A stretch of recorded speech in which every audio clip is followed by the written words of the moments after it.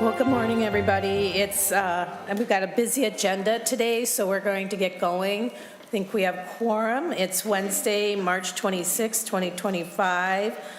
With a quorum present, the Minnesota Senate Education Finance Committee will now come to order. We are hearing 4 bills today, and 3 of them are mine. Senate File 2485, Senate File 2486, and Senate File 2965, and then we have Senator Lucero's 2285. I'm going to pass the gavel over to Senator Mayquade, and we will begin in a minute.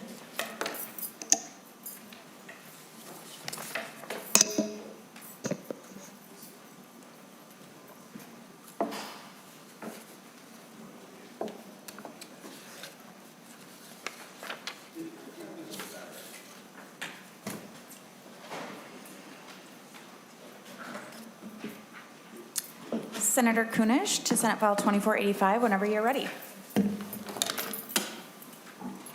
Thank you, Madam Chair. Members, this is the e-library bill, Senate File 2485. The electronic library is an absolute gem here in Minnesota, and it's really almost a necessity these days when we are trying to make sure that people have access to a wide variety of actual factual information.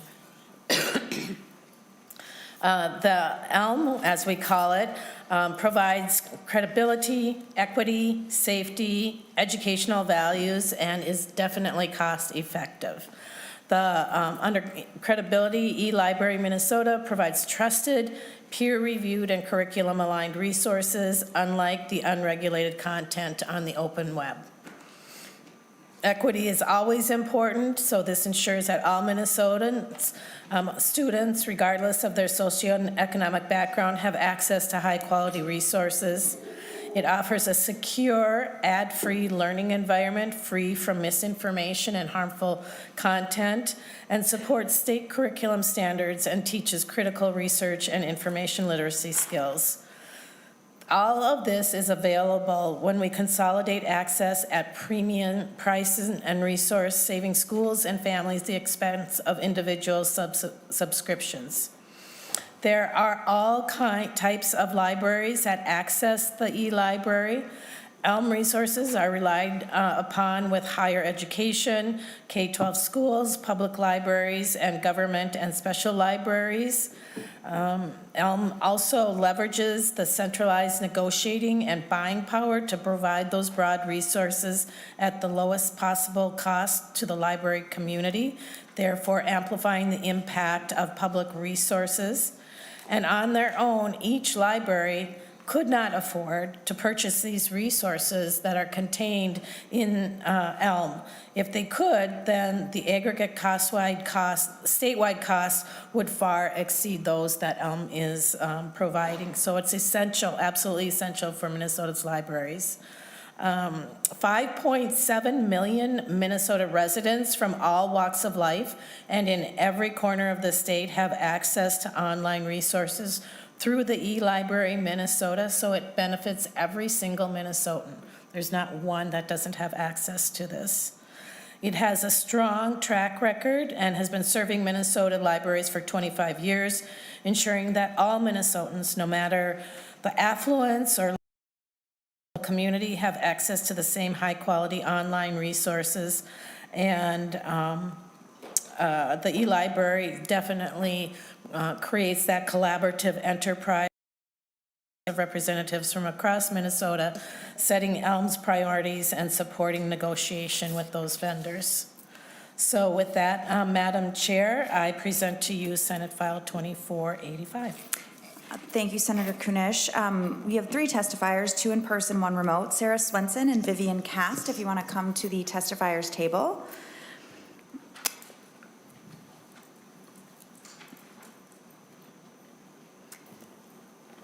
Good morning. Good morning. Please introduce yourself for the record, and you may begin your testimony. Sure.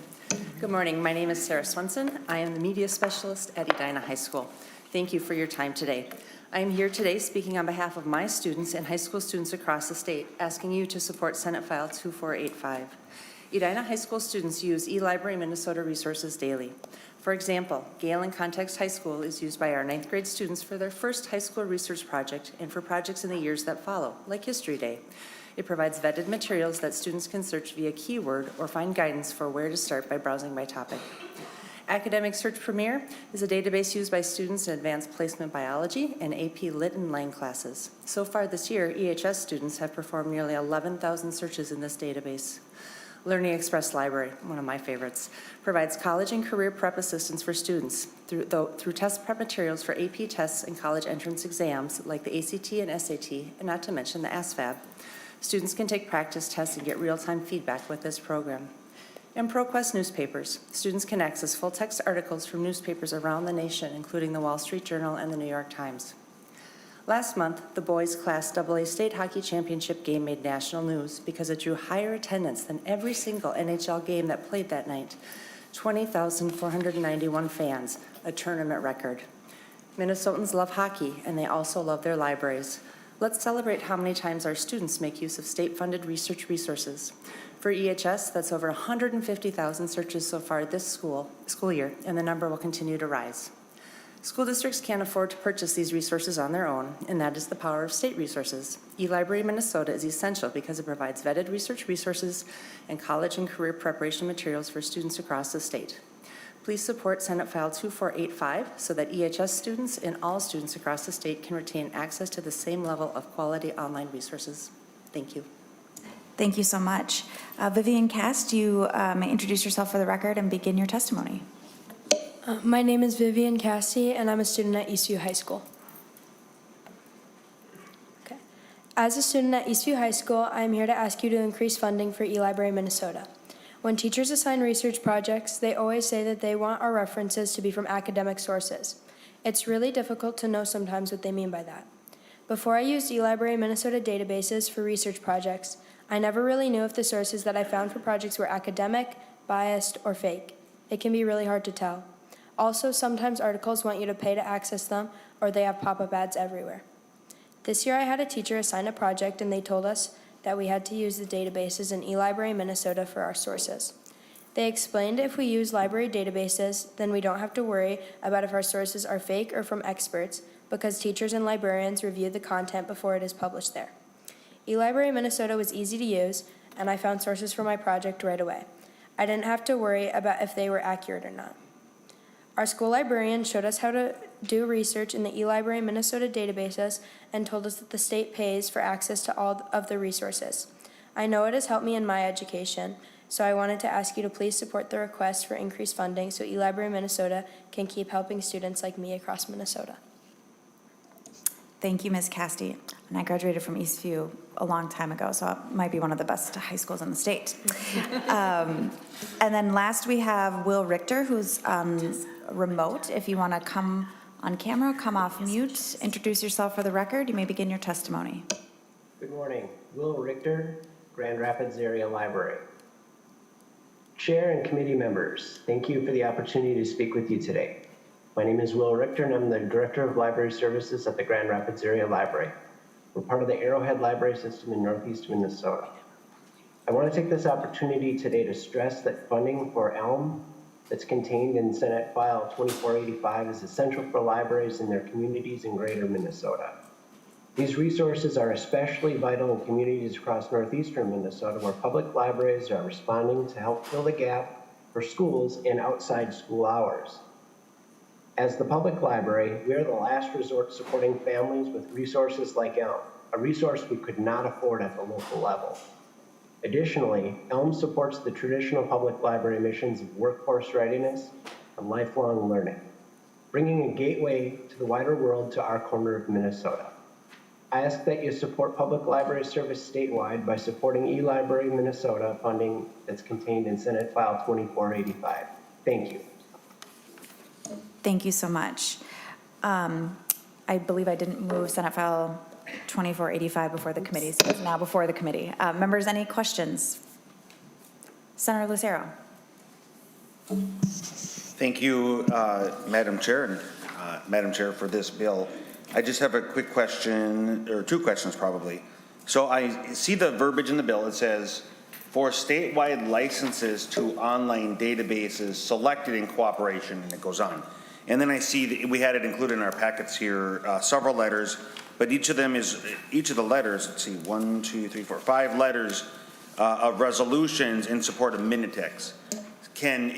So my question is, are there other online databases that provide similar services, or, because it says in the bill language is agnostic to a particular vendor, but all the resolutions are specific to a vendor. So are there other vendors at play here, or how does that working?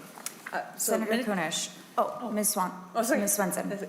Minitex provides the cooperation, right? They do the group purchasing for the databases that every citizen in the state of Minnesota has access to. So Vivian and I are talking about student access at the high school level, but those same databases, there's one from Minnesota Capstone Publishing that has Pebble Go that our elementary school students use.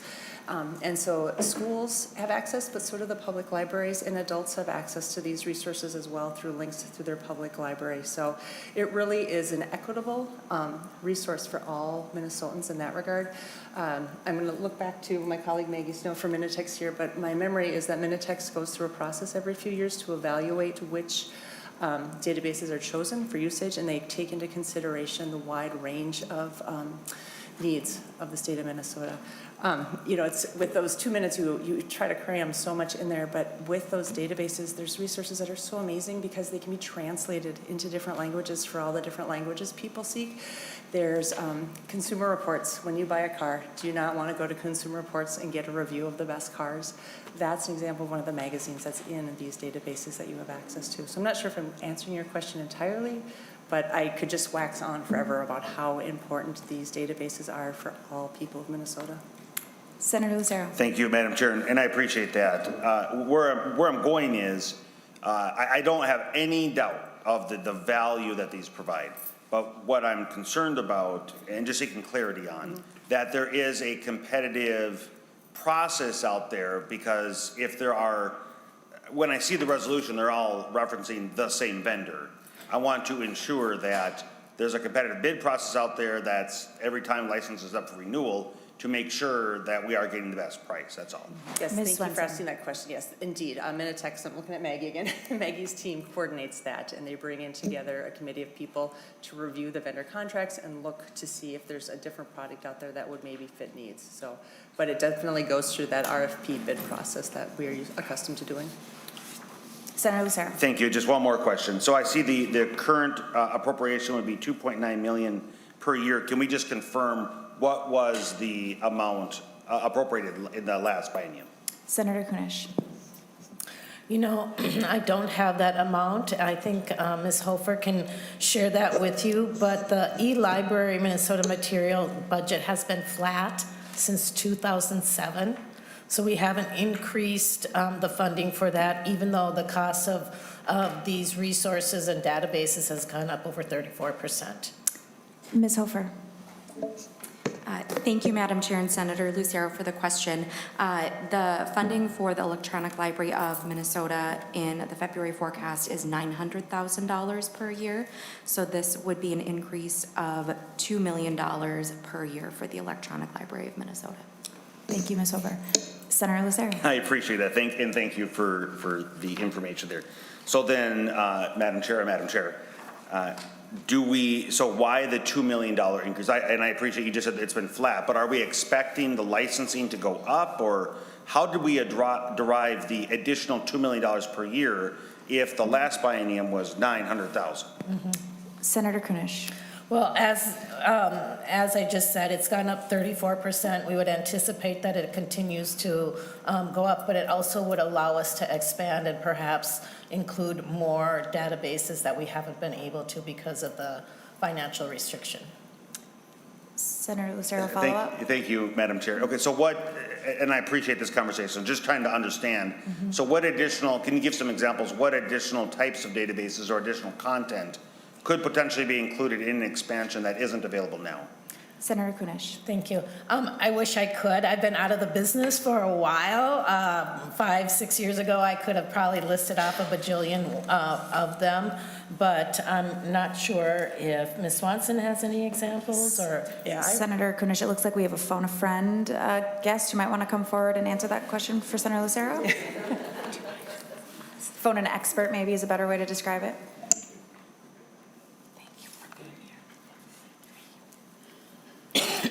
If you could introduce yourself for the record, and then you may answer the question. Good morning, I'm Maggie Snow. I'm the director of Minitex, which is referenced in the letters. So I believe your question, Senator, was related to the additional $2 million increase. So Minitex manages the contracts for these databases for the state of Minnesota. Right now we have about 55 different databases that we provide access to. The additional funding, so we also get regular requests from K-12 schools, from higher ed, that as their budgets are under pressure as well, they are no longer able to afford databases themselves. So they look to Minitex to see if, through that RFP process, if we can get additional databases to serve their students and their campus communities. So we do have some ideas of what we would purchase additionally with the funding. It would target K-12, primarily modules in languages other than English, but then additional modules as well for some of the databases that they currently have. It would expand access for them. Senator Lucero? That's all I have. Thank you so much for the additional information. Thank you. Members, any other questions? Okay.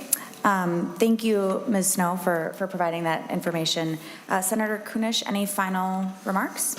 I just want to say thank you for listening. Thank you for the really good questions. And just remember that these electronic resources would be and are available to all Minnesotans. And somebody mentioned Pebble Go.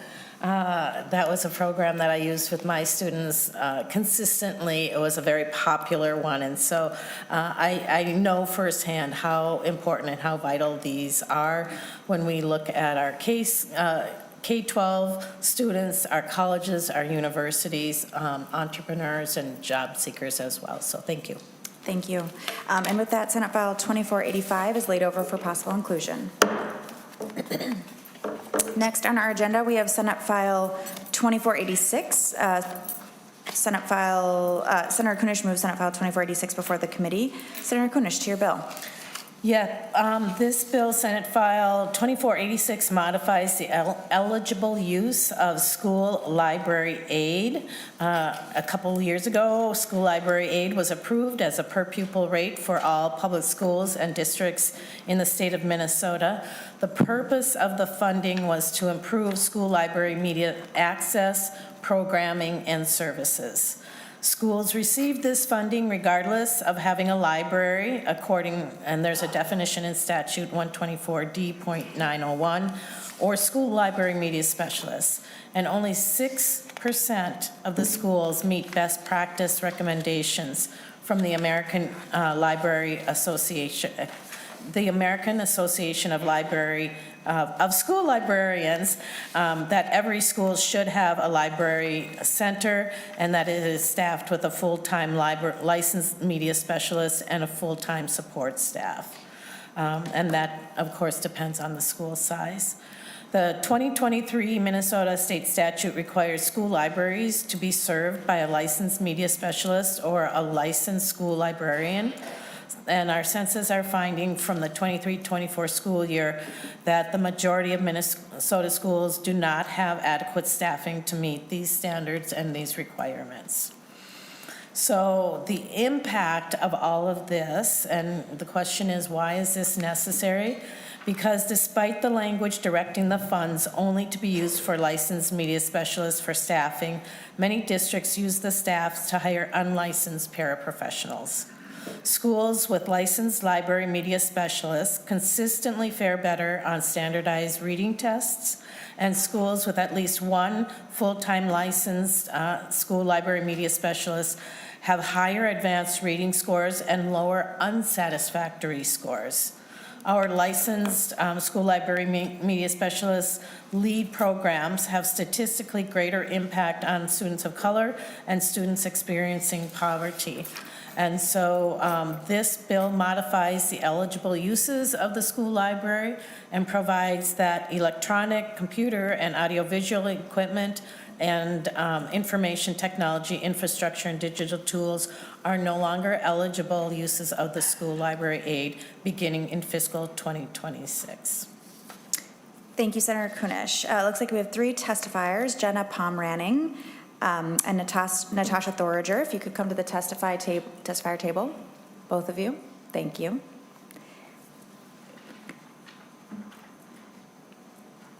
And preemptive apologies to both of you and anybody else whose last names I mispronounce. Ms. Pomranning, if you want to introduce yourself for the committee, and you may begin your testimony. Good morning, Madam Chair and members of the committee. My name is Jenna Pomranning, and I have been a licensed library media specialist for Mounds View Public Schools for the past 19 years. Thank you for this opportunity to speak to you today about the impact that school library aid funding has had in the district where I work and also on my own children's school. Since school library aid was created, my district has allocated all of its funding to library staffing, the majority of whom are non-licensed staff. This has allowed some of our schools to afford to keep their libraries open, but we have also seen our licensed library media specialist and library para hours reduced in many buildings across the district. This year, library aid funds my half-time position at the district level, analyzing each school library and developing equitable, consistent library services and practices across the district. Currently, each principal determines annual library staffing and budgets for their own building, and these vary greatly from school to school. In my work this year, I have found that these inconsistencies lead to inequitable library instruction, stagnant or even non-existent book budgets, and outdated library collections, with huge variations in library usage by school. School libraries provide the most benefit to a school when a clear leader is present full-time to advocate for and manage the day-to-day operations, as well as to provide instruction. As a parent, I also see the impacts of school library aid at Level Up Academy in White Bear Lake, a K-8 charter school with about 200 in-person students. I started helping Level Up develop a library proposal right before the legislature first allocated school library aid. Building a library from scratch is incredibly expensive, and at first they were only planning to start a library with about $5,000, enough for about 200 books and 1 bookshelf to put them on. Focusing the majority of their school library aid on purchasing library materials has allowed them to accelerate the growth of their collection and better meet the needs and interests of their students. Thank you for recognizing the need for consistent school library funding. Your support of Senate File 2486 ties school library aid to the areas where it can make the most impact for our school communities, in library media specialists that are licensed and in providing materials for our students. Thank you. Thank you, Ms. Pomranning. Next, we'll have Natasha Thoriger and then Rachel Hayter. If you want to come to the testifying table, you'll be after that. Ms. Thoriger, if you want to introduce yourself for the record, you may begin your testimony. Thank you. Madam Chair, members of the committee, my name is Natasha Thoriger. I'm a licensed media specialist at Rutherford and Lake Elmo Elementary in the Stillwater Area School District.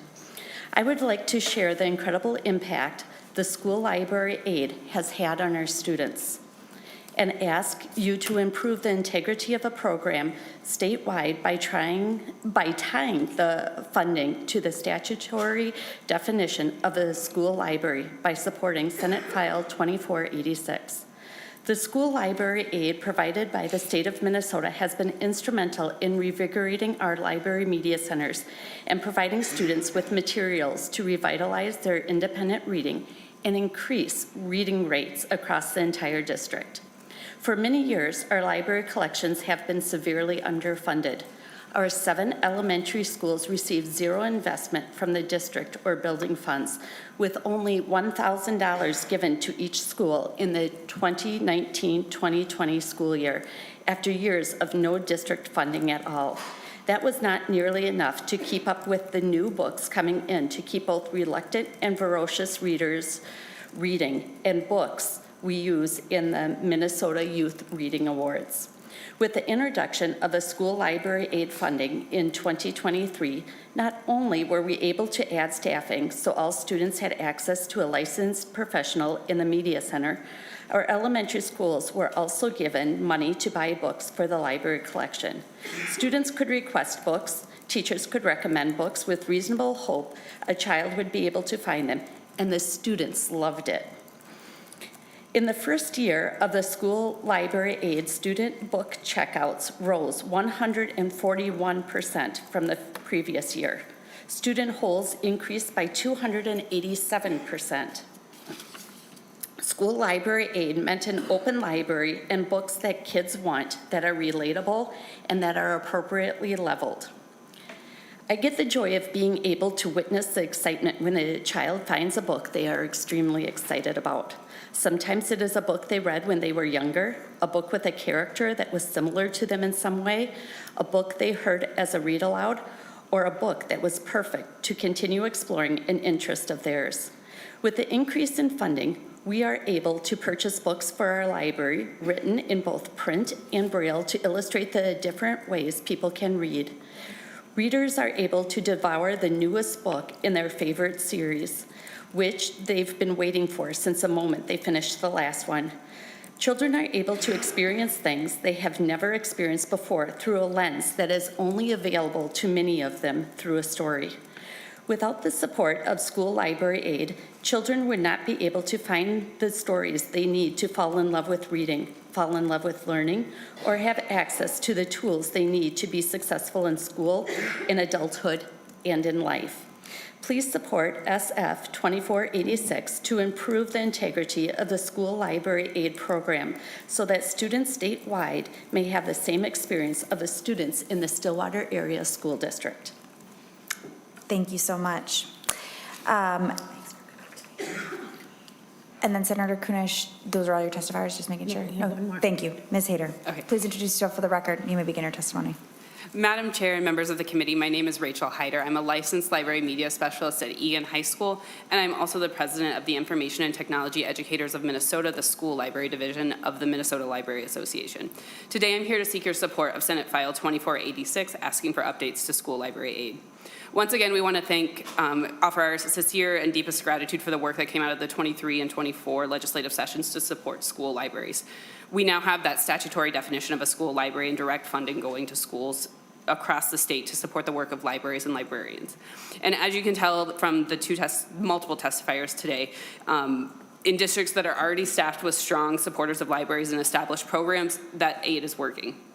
However, as you also heard at that informational hearing on February 20th, the state of school libraries in Minnesota is dire. As of the 23-24 school year, 46% of schools that reported that they have a library in the state of Minnesota were not staffed by a licensed library media specialist, meaning they don't meet that statutory definition of a school library.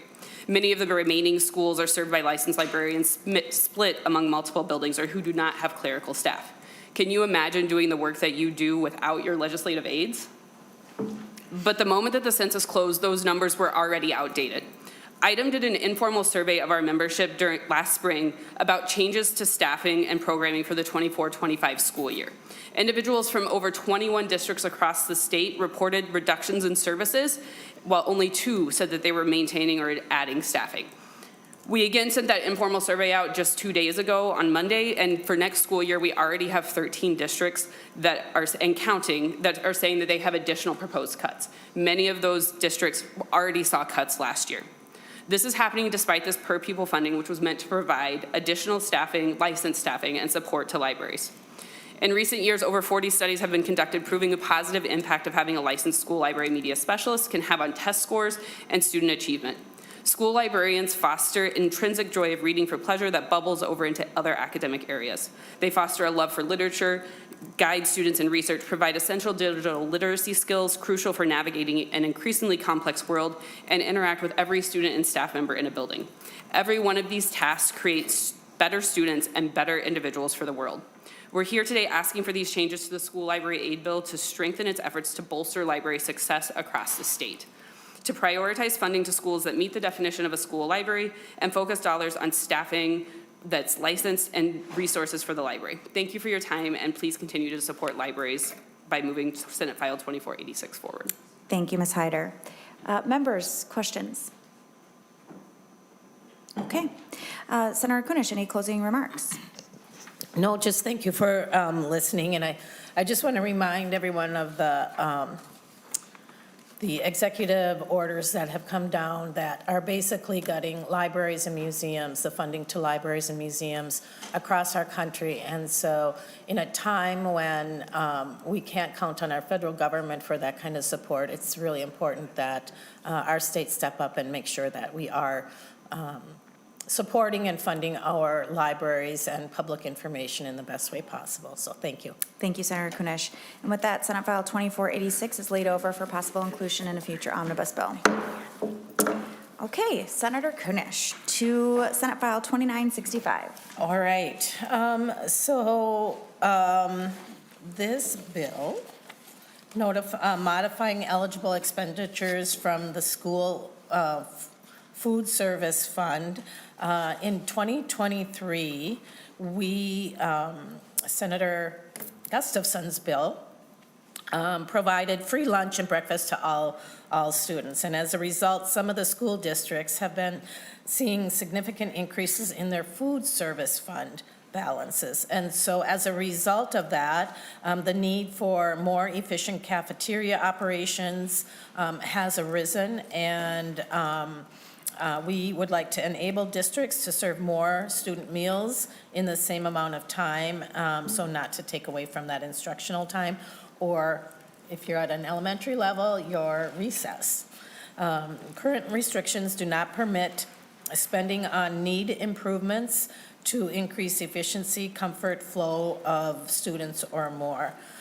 We did broaden the use of those food service funds to equipment like lunch tables and that sort of thing. But now we would like to broaden it even a little bit more by allowing the necessary steps towards enhancing the quality of school dining experiences. This initiative not only fosters a safe, efficient, and enjoyable environment, but also ensures efficient use of taxpayer dollars.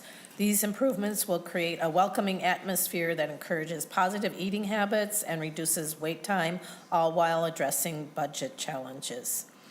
So the reason that we would like to broaden the use for food service funds is to allow for enhancing efficiency and safety by modernizing food service facilities.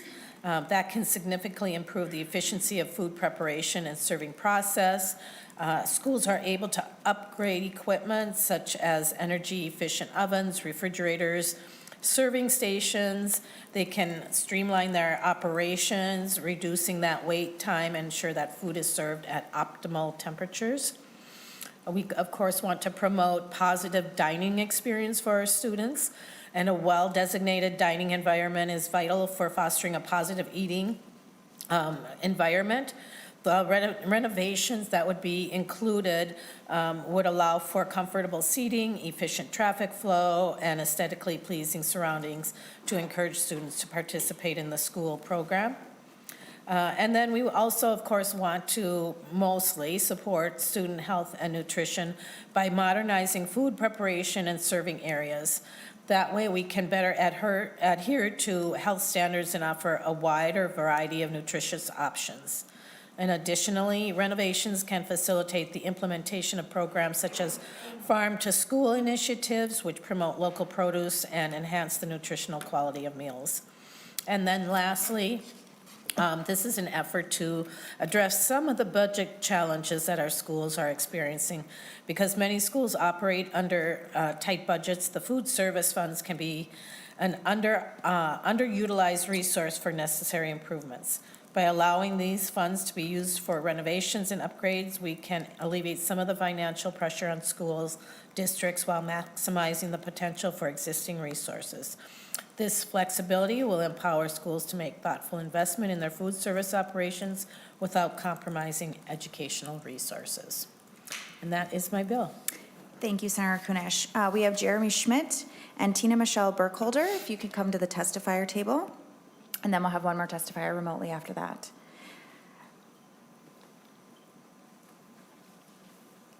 Mr. Schmidt, if you'd like to introduce yourself for the record, you may begin your testimony. Sure. Good morning, Madam Chair and members of the committee. My name is Dr. Jeremy Schmidt, and I am the superintendent of Becker Public Schools. I want to thank you for the opportunity to testify today on behalf of schools throughout the state in support of Senate File 2965. And I want to thank Senator Kunesh for authoring this bill and championing last year's bill, Senate File 5256, to help us take the next step forward. Last year, thanks to your support, schools like mine were able to begin using food service funds for critical items like lunchroom furniture, tables and chairs that our students needed as we expanded access to meals. This year, we ask you to allow the school districts to make the next logical step and invest in food service funds in renovations and reconfigurations of our kitchens, storage, and serving areas to optimize efficiency. At Becker Public Schools, with the implementation of universal school meals, we've seen about a 20% increase in the number of lunches served across our district, with some buildings like our middle school rising as high as 25%. That's over 53,000 additional lunches and 50,000 additional breakfasts served the years prior to universal school meals. But with that success comes strain. Our serving lines are over capacity, some storage areas are too small, trash and compost stations are inadequate, and we are not alone. These barriers are felt statewide. Currently, districts with 3 years of surplus in their food service fund balances still face restrictions that prevent us from using that money for necessary renovations unless we jump through narrow statutory exceptions. That's where Senate File 2965 becomes essential. It maintains accountability while offering flexibility. It offers targeted relief to those districts who have proven their ability to manage these funds appropriately. Statewide, district food service balances have grown from $126 million in 2020-2021 to over $260 million this year, nearly $135 million increase from this increase in number of students served. These are not idle dollars. They are an untapped resource that, if used strategically, could alleviate general fund pressure, preserving staff positions, and improving our food service system for the long term. And this isn't just about fixing up cafeterias and serving areas. This is about creating a welcoming and safe environment for our students and supporting our staff and the entire team who makes school possible every day, as Senator Kunesh had alluded to in her speaking. By modernizing lunchrooms and kitchens, we improve efficiency and the student experience. I respectfully ask for your support of Senate File 2965 to allow districts the tools they need to meet the moment and make the most of the investment in our students' nutrition, health, and learning environments. Let's build on the last couple of years of success and empower our schools to do more with what we already have. I want to thank you, and thank you to Senator Kunesh again for bringing this bill forward. Thank you, Superintendent Schmidt. Ms. Burkholder, introduce yourself for the record. You may begin your testimony. Good morning, Madam Chair and members of the committee. My name is Tina Burkholder, and I am the Director of Business Services at Monticello Public Schools and the Legislative Chair for the Minnesota Association of School Business Officials. I'm also speaking on behalf of the Minnesota School Board Association and the Association of Metropolitan School Districts. Thank you for the opportunity to testify today in support of Senate File 2965. This bill would provide school districts with greater flexibility to use food service funds for essential kitchen remodels rather than relying solely on limited capital funds. Under current regulations, food service funds can be used for kitchen equipment, but not for necessary infrastructure updates such as electrical modifications or flooring repairs that are essential to making kitchens fully functional. This restriction creates a financial burden on school districts, forcing them to compete for scarce capital funds that are already stretched across critical needs like classrooms, technology, and school safety. As a result, many school kitchens remain outdated, inefficient, and unable to support the growing demand for fresh, nutritious meals. As an example, in Monticello, we recently updated a 1970s elementary school kitchen that had built-in serving lines. To improve meal flow and efficiency, we wanted to replace it with mobile serving stations and have students flow from both ends and go out the middle. While food service funds could cover the serving equipment itself, it could not be used for minor electrical changes or flooring repairs, even though these updates were essential for feeding students. Instead, we had to divert to capital funds, further limiting resources for other pressing facility needs. By allowing food service funds to be used for kitchen remodels, districts can increase efficiency and improve meal quality for students. Modernized kitchens support scratch cooking, expand access to healthier meal options, and contribute to student well-being. Additionally, upgraded kitchen infrastructure can lead to operational savings by reducing food waste and energy consumption. I urge you to support Senate File 2965 to give school districts the necessary flexibility to invest in much-needed kitchen renovations. This change will help ensure students continue to receive high-quality meals in a safe, efficient, and modernized facility. Thank you for your time and consideration, and I'm open to any questions. Thank you, Ms. Burkholder. And then Jeff Holmberg, if you could come on camera, come off mute, introduce yourself for the record. You may begin your testimony. Good morning, Madam Chair, members of the committee. Thank you very much for the opportunity to testify in support this morning of Senate File 2965. I'm Dr. Jeff Holmberg. I'm the superintendent of Centennial Schools. I appreciate Senator Kunesh's comments this morning and efforts in bringing this bill forward, as it takes an important step in allowing school districts greater flexibility in managing food service fund balance to meet the needs of our students. I echo the comments of Dr. Schmidt and Ms. Burkholder as well. They summarized things very, very well. I do want to talk a little bit more about Centennial and specifically a possible adjustment or amendment to this bill for consideration. Since the implementation of free student meals, Centennial Schools has also experienced a significant increase in student participation, rising from a 55% participation to 72% participation. Certainly, this growth underscores the success of the program in ensuring that every student has access to nutritious meals. As noted by earlier testifiers, it's placed a considerable strain on our food service facilities, which are really not designed currently to handle this volume. I do want to point out that Senate File 2965 expands allowable use of food service fund balance for remodeling and reconfiguration. I would offer and suggest that perhaps it may not go far enough in addressing a critical issue or a critical need, and that's the need for facility expansions to accommodate additional food service equipment and service areas. Currently, our kitchen and cafeteria spaces are undersized now for the number of meals that we serve. And without the ability to invest in increasing footprints in our areas and in construction projects to expand, we really are going to have some challenges in making necessary upgrades, such as installing additional lunchroom equipment, including dishwashing stations. It's interesting to note that in Centennial, none of our district cafeterias currently have dishwashers, which forces our staff to either hand wash cookware or use disposable serving trays, neither of which is sustainable nor efficient. Expanding our kitchen spaces would allow us to install proper commercial equipment to feed the numbers of students that we're seeing that are participating in this program, including remodeling and reconfiguring to improve workflow and continue providing the high quality meal service to our growing student population.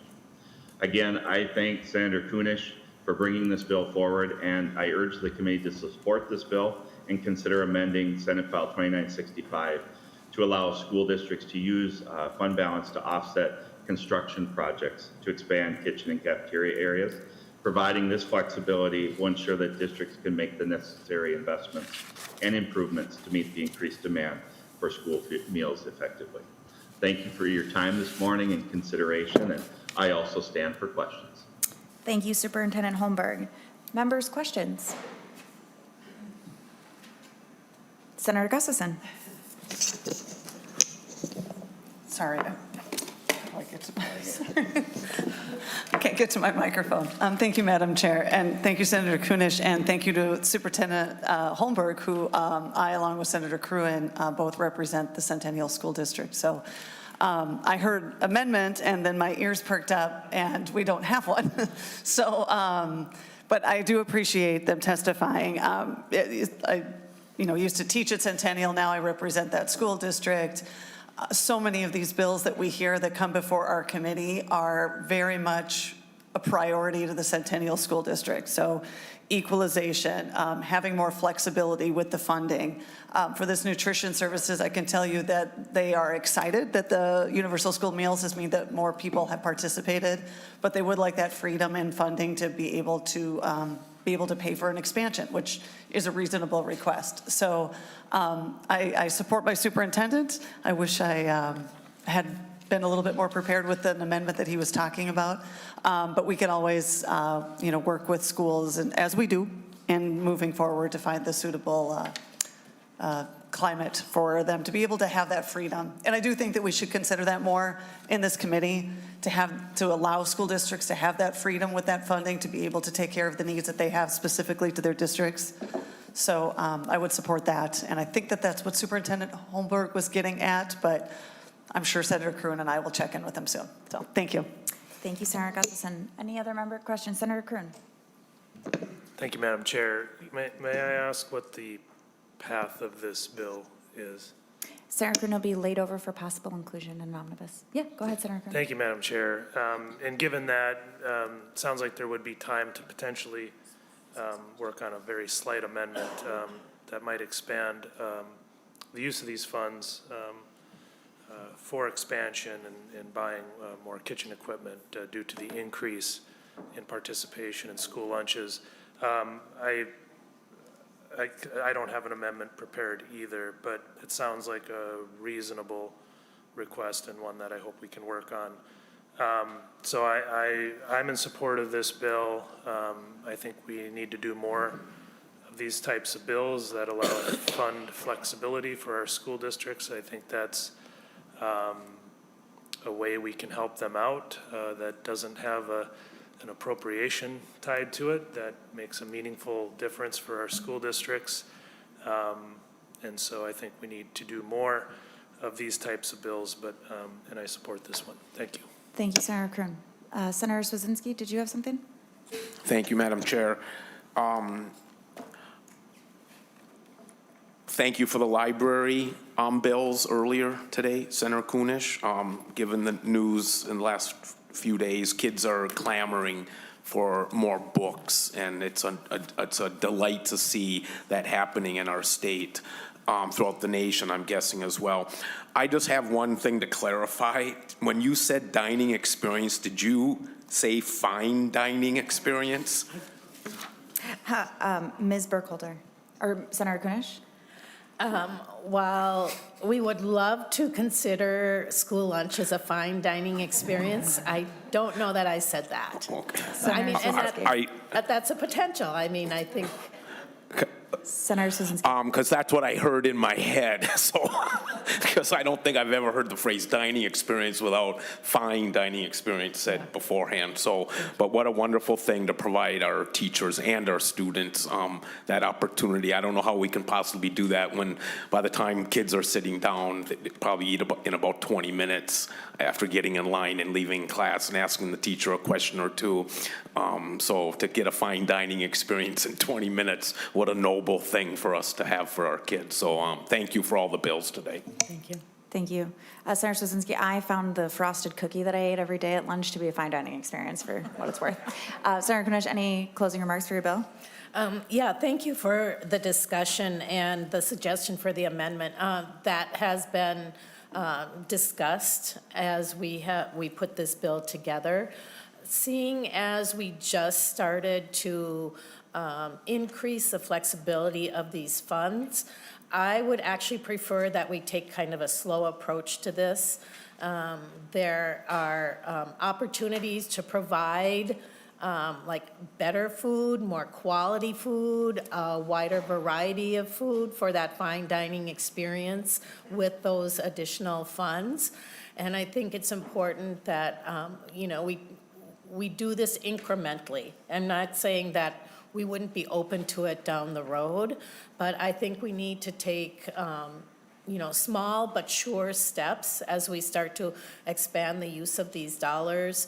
I'm very concerned about the federal government pulling back or putting controls on no-cost breakfast and lunches. We've already seen that they've pulled back a lot of, billions of dollars from that farm to school funding. And so before we expand it any larger, I think it's really important that we be cautious because we don't know what's coming down from the federal government and how that will affect our ability to feed our students in the way that we've chosen to as a state legislature. So those are my comments. I'm open to ideas and suggestions, but I think we need to take this slower. Thank you, Senator Kunesh. And with that, Senate File 2965 is laid over for possible inclusion in an omnibus bill. I'm going to help us transition here, Senator Lucero.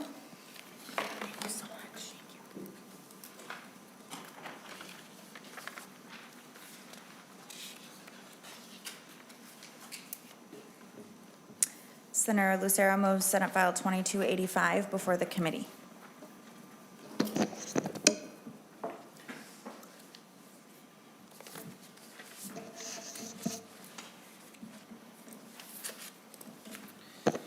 Thank you, Madam Chair. Thank you for moving Senate File 2285. This bill modifies the conditions under which a school district or tribal contract school may carry forward unspent American Indian education aid into the following fiscal year. Under current law, a school district or tribal contract school may carry forward up to half of the amount remaining unexpended in the previous fiscal year if the school's American Indian Parent Advisory Council concurs with the school's American Indian education programs, among other conditions. This bill removes the requirement that the committee concur with the programs for unspent aid amounts to carry forward. And with that, Madam Chair, I have several testifiers. Good morning, Chair Kunesh and committee, and thank you, Senator Lucero. My name is Marcia Vandenberg, and I live in Oak Grove. I am an elder who serves on the St. Francis Area Schools American Indian Education Parent Advisory Committee, or APAC. My last student graduated 2 years ago, but I have remained on the committee as an elder, and I support Senate File 2285. APACs are required to yearly submit a compliance report by March 1st. We must vote either concurrent or non-concurrent. That means that the district is either totally fulfilling their educational commitment to our American Indian students, or concurrent, or needs improvement, non-concurrent. Most years, our APAC votes non-concurrent, and actually I cannot remember when we have ever voted concurrent. These non-concurrent votes have led to many improvements as the district and APAC have been able to collaborate on many issues. The professional development opportunities for our staff to increase their knowledge of American Indian language and culture has grown significantly in the past few years. I do not believe the increase in professional development would ever have occurred without the ability to vote non-concurrent. The framework allows APACs to work with their school districts above and beyond the state funding accountability. Tying a vote of non-concurrence to the carry forward of American Indian funding will be detrimental to our students. It should not be a part of the carry forward agreement. Situations occur often that prevent programs like ours from using all of their funding by June 30th each year, and they should not be punished for needing to carry forward funding. For example, our district requires all materials to be ordered by April 15th each year and received by June 30th due to rules within the Department of Revenue. If there's a problem with a local American Indian supplier, such as happened during COVID especially, our materials can't be received by June 30th. This is not something the program should subsequently be prevented from carrying the funding forward for that year. Problems occur that are out of the control of the local APAC. The funding is being used as originally intended and should be allowed to be carried forward. This year, one of our simple requests as an APAC to our school district was that we be given a district APAC email as part of our non-concurrences. And this small request would help with communication so much. I'm not sure if that will be provided or not, but we should not have to forfeit that request to carry forward our funding. We need to keep our Native students' educations as a focus, which the carry forward without concurrence allows. And so I would ask that you support the passage of Senate File 2285. Thank you so much. Thank you so much, Ms. Vandenberg. Appreciate that. Next, we have Robert May from the Red Lake District. And then Annie Huberty, if you'd like to come up to the table and get ready to testify. And after Annie, we have Stephanie Spencer, that's remote. Amanda Roll, which is remote. And then Haley Daigle, Lori Harper, and Adosh Uni. If you want to just come up to the table in order, then we can do that. So, Mr. May, if you'd like to introduce yourself for the record, and you may begin. Oh, Buju and Dinaway Magananadug, Minwa Ninjiwamag, Indigenous Ozawa, Benesi, Magizi, and Dure, Mogakani, and Dunjaba. My name's Robert May. I'm from Red Lake, Minnesota. I'm currently an Ojibwe culturist at the Red Lake School District in Red Lake, Minnesota. And I also serve as a Red Lake District representative on our tribal council in Red Lake. And I'm here today just to state that, you know, if we move forward with this, it's gonna take out the importance of our parents and their role in our school districts. You know, as a tribal government, a lot of times we get calls, we get parents from surrounding school districts calling us and saying, well, how do we know that they're spending the money on our kids correctly? You know, our kids go to these other school districts, and a lot of times the only way that we're able to ensure that those monies are being spent correctly is through the American Indian Parent Advisory Councils. You know, so having them there to say how that money is spent is needed. You know, it's ensuring that our students are being seen, being heard, and the money is being spent correctly on them, on their culture, on who they are. A lot of times they go to these schools, they get that money and they don't use it appropriately. And these are calls that I have received as an elected official myself, that, you know, they're using that money on sports, they're using it on other things, when that money is meant to go for our American Indian students. So I think that, you know, it should be stricken. It shouldn't be, you know, it shouldn't be taken out of there. It's in state statute. And I think that we need to ensure that our American Indian Parent Advisory Councils are there to be able to say how that money is spent on our children. And that's what I'm here for today. So Chimigwich for your time. Chimigwich Representative May. Next, we have Annie Huberty. And if Haley Daigle would like to come up to the table and get ready. Ms. Huberty, if you would introduce yourself for the record, and then you may begin. Minogijib. My name is Annie Huberty. My native name is Jawananijigugikwe, and I am an enrolled member of the Red Lake Nation. I live here in the cities, and I consider my home the Mille Lacs area. Thank you, Madam Chair. Thank you for committee for hearing us for today, and thank you, Senator Lucero, for authoring this strike-through. I serve as the American Indian Education Coordinator for Hopkins Public Schools, where I'm responsible for writing our program plan.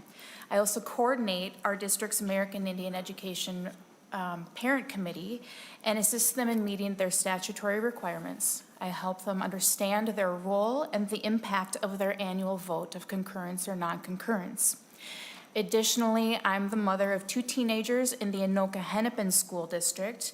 I'm an aunt to children in the Grand Rapids School District, and I'm a great aunt to children in the Onamia School District. Today, I'm speaking not only on behalf of my professional responsibilities, but also on behalf of my family, as the issues discussed will directly impact American Indian children throughout the state, including my own family members. The annual vote of concurrence or non-concurrence holds significant power for our American Indian Parent Advisory Committees, ensuring that school districts and the state remain accountable for addressing the needs of the 30,000 American Indian students across Minnesota, 90% of which are in public schools. The Minnesota Department of Education and state statute mandate that these annual votes are due and submitted each year by March 1st. The vote follows a program plan review, a district self-assessment, and discussions with the advisory committee about whether the district is adequately meeting the academic and cultural needs of American Indian students. It is important to note that the vote of concurrence or non-concurrence is not intended to serve as a measure of a program's effectiveness, nor is it an evaluation of staff performance. Historically, this vote has been used to assess whether a school district is doing everything within its power to ensure success of American Indian students. When using the self-assessment rubric provided by the Minnesota Department of Education, no district in the state can score in the top range of this rubric. With this in mind, it's understandable that parent committees often highlight areas for improvement, and the rubric provides an effective framework of identifying those areas.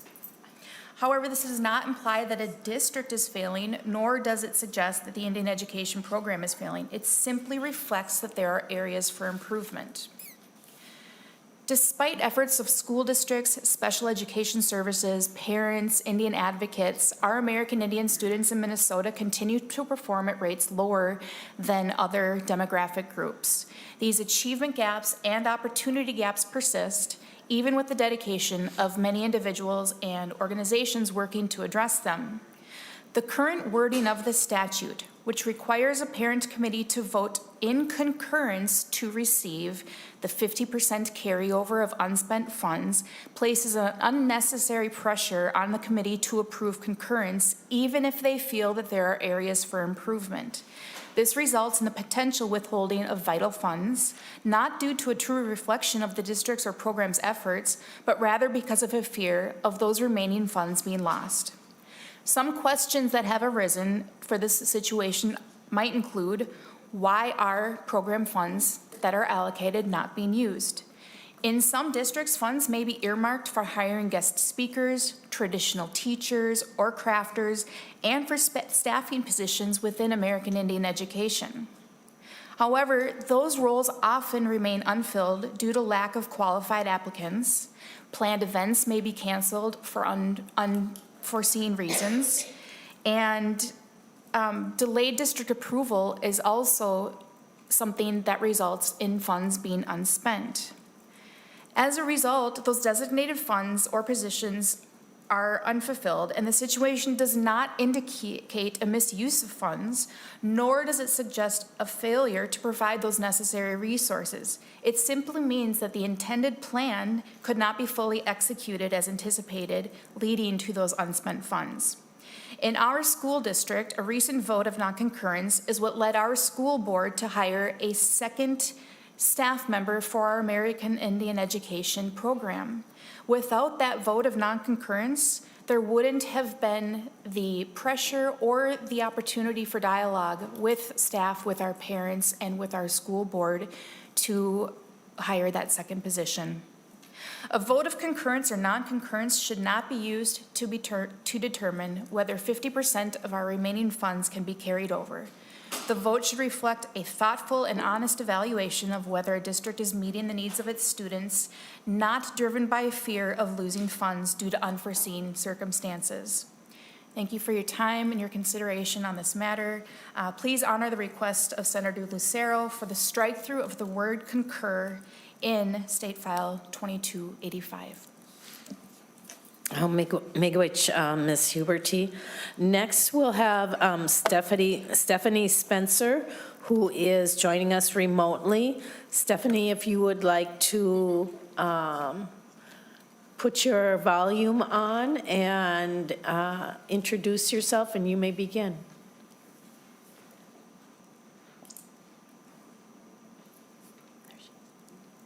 Good morning, Bonjour. My name is Stephanie Spencer. Thank you for your time. I'm the American Indian Education Coordinator for Centennial School District. I would like to testify in support of Senate File 2285. What I have seen on my time on American Indian parent advisory committees and in my position is voting concurrent or non-concurrent is something that is done every year. What seems like an easy vote sometimes turns into questions, and is this a direct reflection of our American Indian program, or is this a reflection on the school district meeting the needs of our Native American students?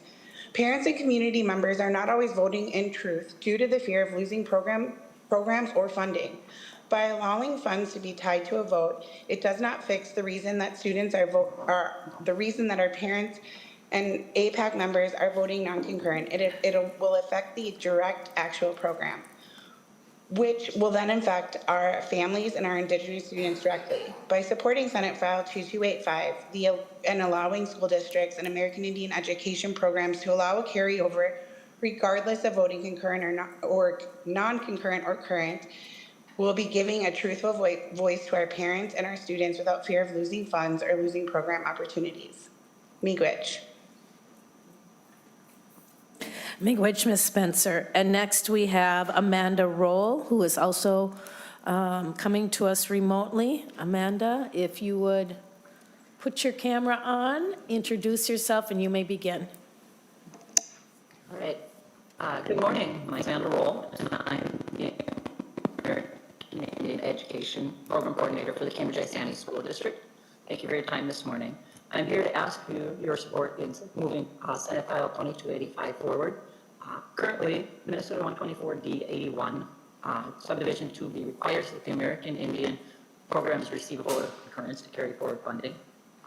This provision directly contradicts what's written in the statute of Minnesota 124D78, and that's the statute that allows the American Indian Parent Advisory Committees to issue that vote of non-concurrence. So in that statute, it states that if the committee finds that the district charter school, tribal contract school, and the school board have been meeting the needs of American Indian students, they would issue a vote in resolution of concurrence. And if they find that the needs are not being met, they would issue a vote in resolution of non-concurrence. With the new carry forward provision, the wording has it that the American Indian Parent Advisory Committee for the school is aware of and is approved to carry forward, and has concurred with the district's educational offerings extended to American Indian students. That language and that provision directly contradicts the first one. And so, I mean, traditionally, the American Indian aid has been awarded and without being tied to funding. And so when you tie to the carry forward funds to the funding, it takes the power out of the American Indian Parent Advisory Committees. And I think already it's confusing for some of our committees. Like when I first started in this position, my very first vote of concurrence, they voted concurrence, and later on my APAC chair said, but if we vote on concurrence, we lose the funding. And so when you directly tie it in with this wording, it takes that power from that committee. And so in essence, if they say, hey, we don't feel like you're meeting the needs of our students, now, but we have funds to carry forward because we didn't have time to spend all of that. Now they feel that they have to actually vote concurrence, so they have to make a choice, which kind of takes the wind right out of what that power of that committee is supposed to be. And we, along with that, I lost my thought there. Along with the language being in conflict with already existing statutes, we shouldn't be punishing our American Indian students. And so for circumstances out there are beyond their control if we're not able to spend that money by that deadline. So I'm asking for Senate File 2285 to be moved forward to remove all language requiring concurrence. Thank you for your time and consideration. And thank you, Senator Lucero, for bringing this forward. Thank you so much, Ms. Roll.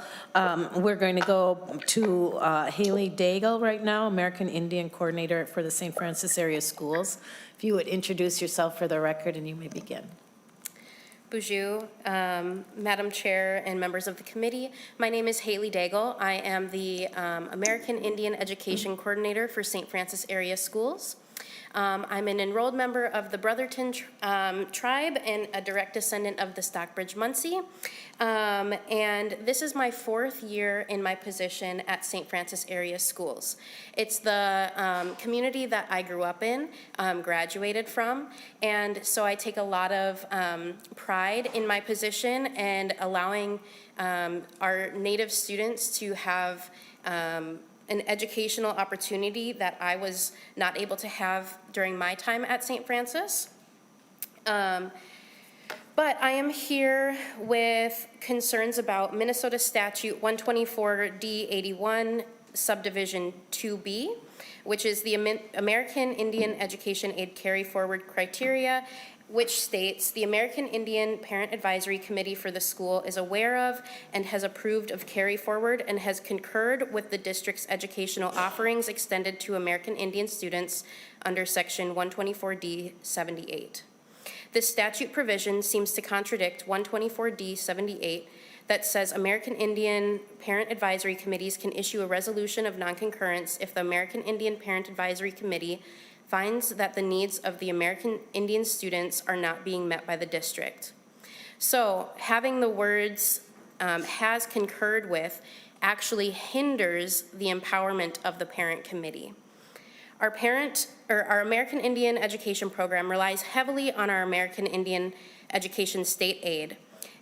That state aid accounts for most of our funds, allowing us to have culturally appropriate programming such as ribbon skirt workshops, storytelling events with elders, and hosting our powwow, as well as allowing for individualized tutoring opportunities for our students.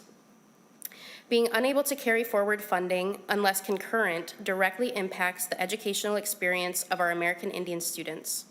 It puts the parent advisory committees that feel their district may not be meeting the needs of their American Indian students in a position where they have to weigh their options between voting non-concurrent and losing the opportunity to carry forward funding, or voting concurrent and having the ability to potentially carry forward funding. A vote of non-concurrence is not inherently bad. It does not mean that a district is failing in their duties. It means that the parent committee sees areas with room for improvement for the Native students. Issuing a vote of non-concurrence allows parent committees and districts to work collaboratively to more formally address and track progress towards bridging those gaps, to ensure that Native students are provided with an adequate and culturally responsive education. Limiting the ability for Indian Ed programs to potentially carry forward funding by tying the eligibility to the vote of the concurrence forces parent committees to choose between advocating for their Native students by holding the district accountable for meeting the students' needs and voting concurrent to protect the potentially unspent funds.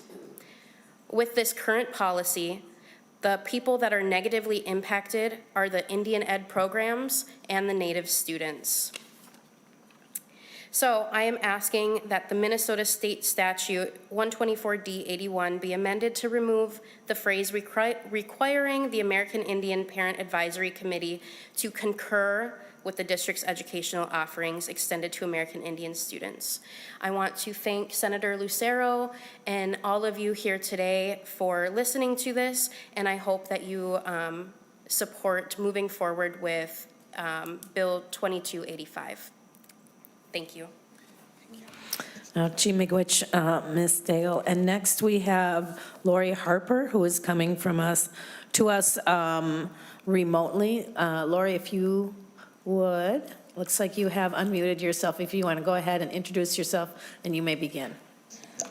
Weda Shema Nij Nishnabe Duke, Indian Way Magaduk, Oma, Ninda Shogabe, Sequay Indigenous Cause, Mong and Du Dame, Gasaka Squajabe, Kog and Dunjaba, Gamas, Wawa, Kokage, and Dayan. Good morning, Madam Chair and members of the committee. I am Lori Harper, Director of Education for the Leech Lake Band of Ojibwe.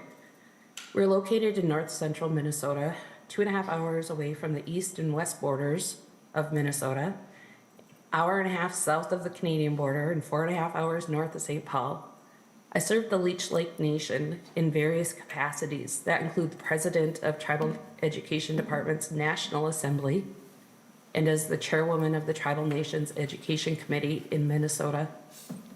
As a member of TNEC, I participate in tribal consultations as required under ESSA, with 6 area schools in my region and 11 metro area schools. American Indian Parent Advisory Committees are integral for the consultative process to hear the voices of parents, community, and students. I'm also a graduate of the Cass Lake Bena schools. I was 5 years old when a walkout of American Indian students K-12 occurred and was in kindergarten. This peaceful protest was organized by the local Indian Education Committee for Cass Lake schools. Our community, aunties, uncles, grandparents, and parents knew the daily verbal and mental assaults affected our academic success and mental well-being.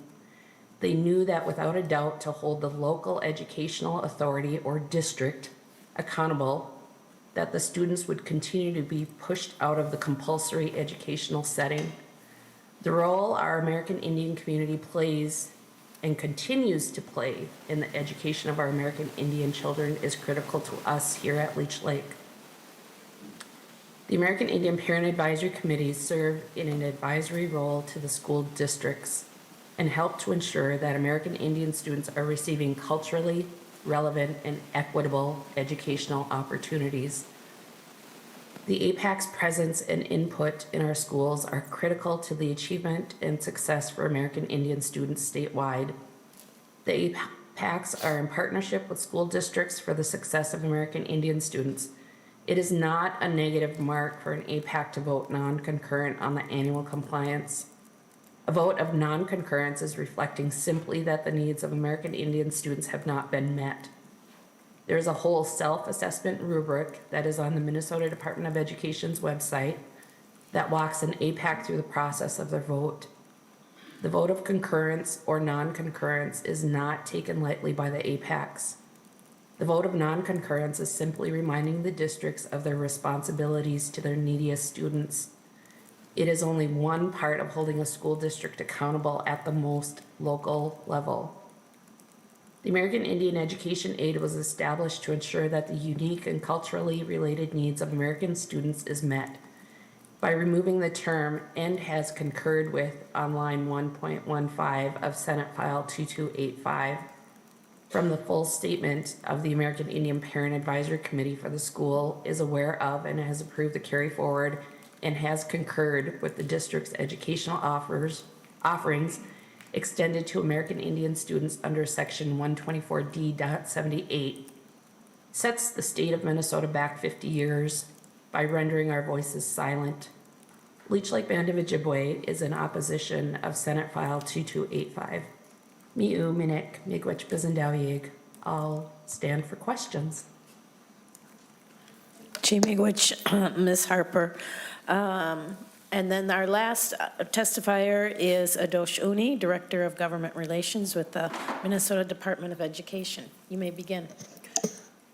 Good morning, Madam Chair and members. For the record, my name is Adosh Uni. I'm the Director of Government Relations for the Minnesota Department of Education.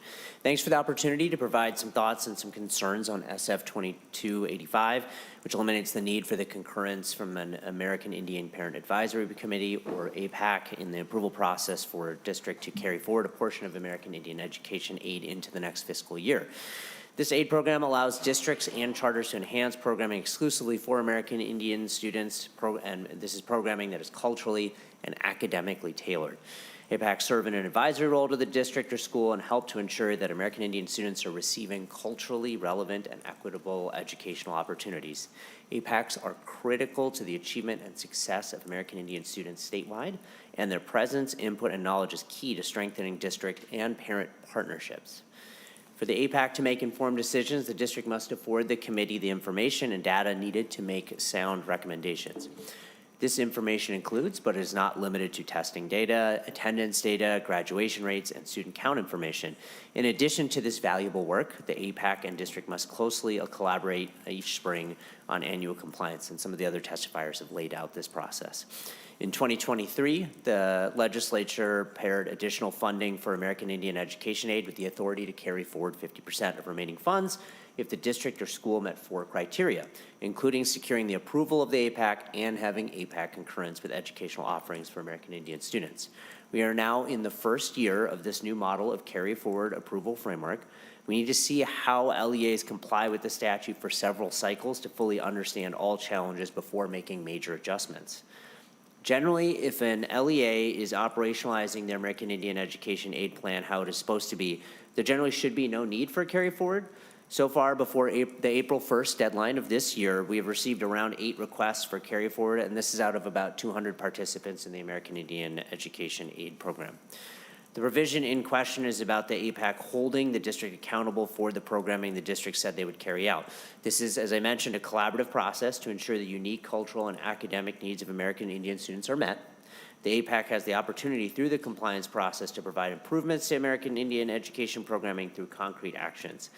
And APAC concurrence is one of the only ways MDE can evaluate if districts are following through with their approved plan. Removing this concurrence so early in the process would limit the APAC assurance that funds go where they are intended to go. And we understand that there is concern about certain scenarios where maybe a staff member leaves in the middle of the year and there may be funds allocated for that staff that is unexpended while a replacement is found. The Office of American Indian Education has a budget amendment process already in place that is separate from this, whereby at any time of the year, a district can redistribute remaining funding to different focus areas within their approved plan. The budget amendments can utilize 100% of the remaining funding in the current fiscal year versus 50% through the carry forward, which takes from one fiscal year to the next. And funding is available during the same school year. So in summary, the APACs are a crucial component to all of us understanding how districts are meeting the needs of our student. This is the first year that districts are able to submit carry forward requests. Adjustments to statute this time do not fully reflect how the process has worked out. MDE has a budget amendment process for reallocating funding within the same current year already for unexpended funds. And just note, in addition to the wealth of resources that some of the other testifiers mentioned that are on our website, MDE does work directly with APACs around the state, with LEAs, to help build out that collaborative process, and our teams stand ready to continue that good work. Thank you again for the opportunity to share some thoughts and concerns on this proposal. Thank you, Mr. Uni. Any questions or comments from committee members? All right, seeing none, would you like your final word? Thank you, Madam Chair, and I want to thank my constituent, Ms. Vandenberg, for bringing this to my attention, and I very much appreciate all the testifiers from around the state who shared their voice explaining the importance of this bill. And Madam Chair, I thank you for being a co-author on this and for allowing this to, well, at least I hope you're a co-author. I see that you're supposed to be a co-author. So I'm hoping that you do add your name to be a co-author, Madam Chair. So in advance, thank you for that. But thank you for allowing this to be heard this morning, and I appreciate the opportunity again to hear the voices from around the state. Thank you, Senator Lucero. So with that, Senate File 2285 is laid over for possible inclusion in our omnibus bill. And that concludes all of our hearings. Thank you for those that traveled to testify. Thank you to everyone that brought in their expertise today. There is no hearing tomorrow. Next Tuesday, we'll hear a presentation from the Minnesota Department of Education and Department of Children, Youth, and Families on their bill proposals. And then Wednesday, we'll hear testimony on those bills. So we'll walk through them on Tuesday, and then testimony will be on Wednesday. And with that, this meeting is adjourned.